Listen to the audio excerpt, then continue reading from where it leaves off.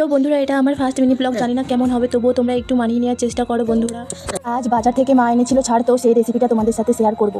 জানো তোমরা, আমার না অনেকদিন থেকে ইচ্ছে ছিল আমিও সবার মতো ভিডিও বানাবো, তাই আজ একটা ছোট্ট মিনি ব্লগ তোমাদের সাথে শেয়ার করলাম। আজ 1 বছর পর এলাম বাপের বাড়ি, খুব ছাট খাওয়ার ইচ্ছে হচ্ছিল, তাই মাকে বললাম মা বাজার থেকে আনো না। মাও আমার কথা মতো ছাট নিয়ে এলো। জানো বন্ধুরা, আমার শ্বশুরবাড়ির সামনে থেকে বিকেলবেলা করে ফুচকাওয়ালার ভ্যানগুলো ঠেলতে ঠেলতে নিয়ে যায় আমার চোখের সামনে থেকে। আমি যে ওখান থেকে 10 টাকার ফুচকা কিনে খাবো সেই ক্ষমতাও আমার নেই।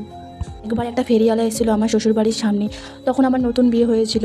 ওই ফেরিওয়ালার দোকান থেকে আমার একটা কানের দুল খুব পছন্দ হয়েছিল। আমি আমার শাশুড়িকে বললাম, মা আমাকে এটা কিনে দিন না।